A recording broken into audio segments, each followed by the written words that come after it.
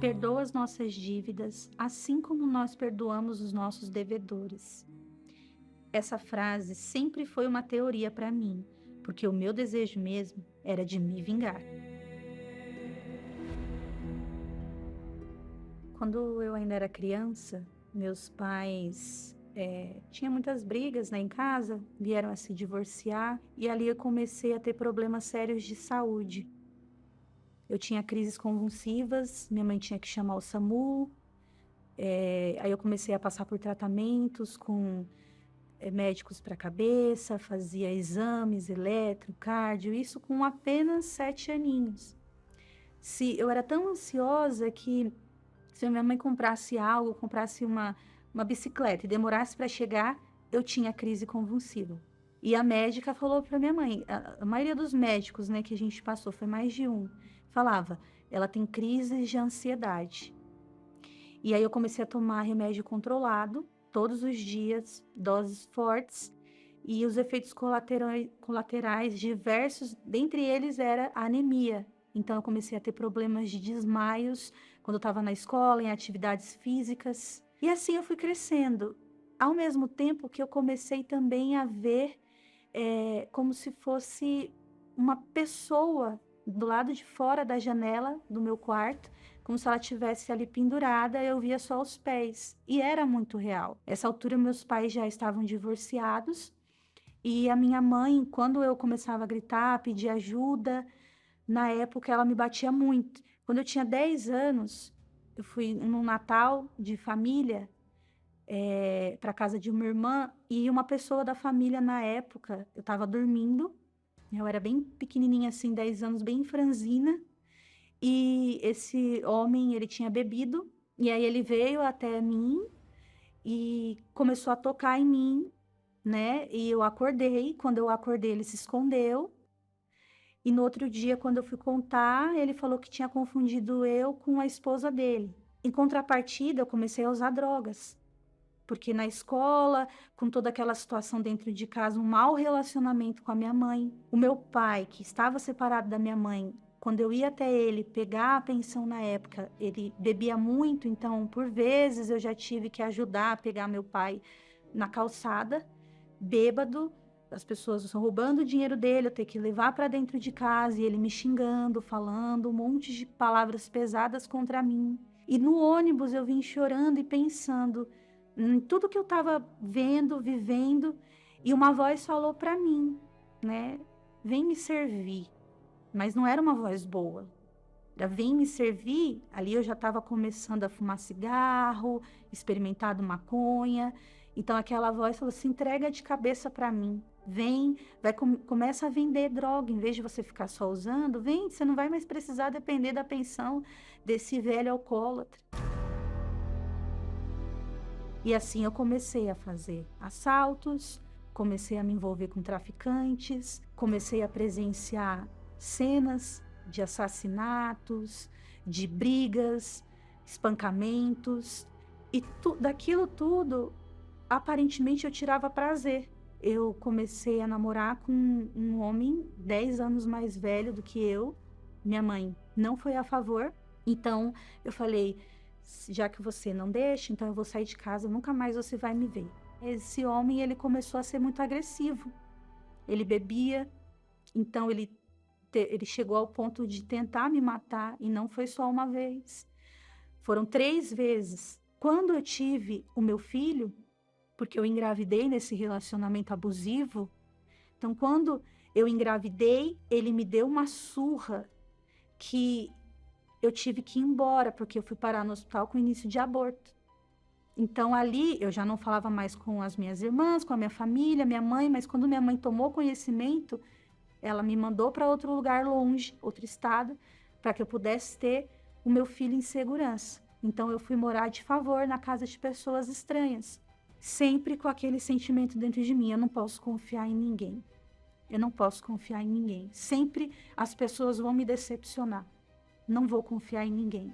E aquilo me deixava assim com uma frustração, e eu não conhecia Deus. Eu não tinha uma base familiar que cria em Deus, que servia a Deus. Então, para mim, Deus era um ser muito distante. Eu lembro que o meu filho pegou uma bactéria que ele ficou com o corpo inteiro com feridas. E ele tinha menos de 1 aninho ainda. Eu me lembro que nesse período eu conheci uma pessoa que falou: olha, tem um casal que pode cuidar dele para você, já que você não está conseguindo se manter, você é sozinha aqui nesse estado e tal, eles vão cuidar dele para você. E aí eu decidi, eu falei: não, vou deixar com esse casal que é o melhor para ele. E eu deixei. Foi uma experiência, assim, na época muito difícil, uma decisão muito difícil. Eu lembro que eu deixei ele naquela cidade e quando eu virei as costas, que ele já falava mãe, que ele me chamou, que eu tive que ir embora, eu voltei às 6 horas de viagem no ônibus chorando. Quando caiu a ficha de tudo isso para mim, eu lembro que era mais ou menos 9 horas da manhã, um dia de semana, e eu me ajoelhei e eu comecei a chorar, chorar, chorar. Meu Deus, o que que eu fiz? O que que eu fiz da minha vida? O que que eu tô fazendo da minha vida? E aí eu me lembrei que naquele período que eu estava vivendo essa vida, uma pessoa sempre me convidava, me deu um livro chamado Casamento Blindado para mim ler, uma senhora, e me chamou para ir numa igreja com ela. Só que naquele dia de manhã, quando eu acordei, fiquei chorando várias horas seguidas, ao ponto de não conseguir levantar do chão mais, eu me lembrei daqueles convites que ela sempre me fazia, insistentemente.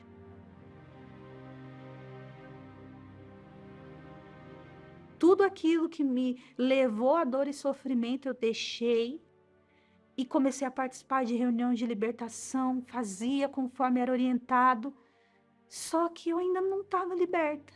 E aí eu lembro que o pastor olhou assim para mim, bem calmo, ele falou: olha, você precisa perguntar para Deus se você não nutre algum sentimento dentro de você que é contrário à palavra dele, que te prende a esse mal. E aí Deus nitidamente me mostrou: você precisa perdoar. Você precisa perdoar todas essas pessoas que você tem guardado esses sentimentos, esses traumas. Você tem que perdoar. E você também precisa se perdoar. E ali começou aquela etapa. Eu costumo falar com as pessoas assim que o perdão ele começa com uma decisão. Eu entendi que se eu queria ter paz, se eu queria realmente o perdão de Deus, como eu falava que eu queria para Deus, eu tinha que decidir, obedecer, perdoar. Eu precisava perdoar. Ali eu entendi a necessidade do perdão, porque eu queria perdão. E eu não ia alcançar o perdão de Deus enquanto eu não perdoasse e me livrasse daquele peso do passado. Né? Porque eu não senti vontade. Eu tinha acabado de sair de uma briga na justiça, até assim, né? Pela questão da guarda do meu filho. E eu não queria perdoar, não tinha vontade de perdoar aquelas pessoas. Foi a partir daí que eu comecei todos os dias a orar por todas as pessoas que tinham me feito mal. Mesmo contra a vontade, eu era bem sincera com Deus. Eu falava nas orações: meu Deus, eu não tenho vontade nenhuma de falar assim: abençoa essa pessoa e tal. Mas, meu Deus, não é o que eu tenho vontade, é o que eu preciso fazer. E eu sei que o Senhor falou para mim perdoar. Fui até minha mãe, falei com a minha mãe, né? Perdoei também o pai do meu filho. Falei também com aquela pessoa da família que tinha tentado me abusar quando eu era criança. Eu lembro que eu viajei, eu fui até onde estava, o estado que estava o casal, meu filho, que a essa altura já tinha passado anos, muitos anos. E eu cheguei lá e eu falei se eles podiam me receber, eles me receberam. E eu falei para eles: olha, eu conheci o único Deus e ele mudou a minha vida. Então eu vim aqui para pedir perdão para vocês. Quando Deus viu essa minha obediência, essa perseverança, então ele veio e tirou de dentro de mim todo aquele ranço, aquela mágoa, aquele ressentimento daquelas pessoas, ele tirou.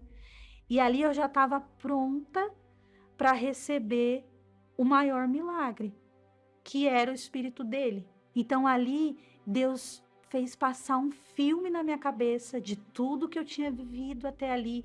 Eu comecei a me lembrar de tudo que tinha acontecido, cenas, experiências ruins e tudo, e de como Em todos os momentos ele estava cuidando de mim. Eu falei, meu Deus, a partir de hoje, todos esses problemas que eu vim enfrentando não é nada. E eu não quero, meu Deus, nunca mais guardar, meu Pai, nada de ninguém. Nada que venha colocar em xeque isso que o Senhor está me dando, que é o teu espírito. Então, a partir dali, eu mudei em tudo, nos relacionamentos ao meu redor, na tratativa com as pessoas, na maneira de ver as pessoas, o ser humano. E Deus, obviamente, cuidou de mim em tudo, inclusive no relacionamento com a minha família, no relacionamento com o meu filho, com o casal que o adotou. E hoje, graças a Deus, né, eu faço um trabalho voluntário também, que a Igreja Universal faz, dentro de casas de acolhimento, dentro de abrigo, onde tem crianças órfãos. Se o Espírito Santo entrar dentro daquela criança ou dos pais dela, como entrou dentro de mim, muda tudo.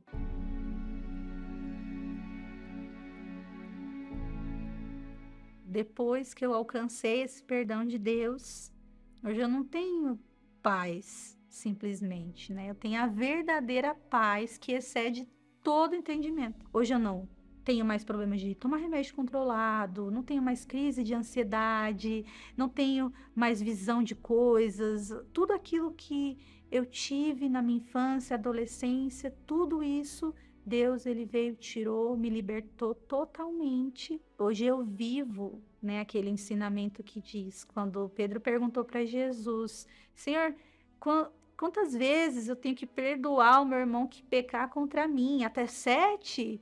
E Jesus falou para ele, não até 7, mas até 70 vezes 7. E hoje eu entendi a importância desse ensinamento, posso viver e desfrutar da paz que é quando a gente vive essa palavra, porque hoje eu só posso desfrutar dessa verdadeira paz que Deus nos dá quando eu alcancei o perdão de Deus, porque primeiro eu perdoei. Então, se você perdoar, tenha certeza que Deus também te perdoa e você vai poder também ter essa paz dentro de você.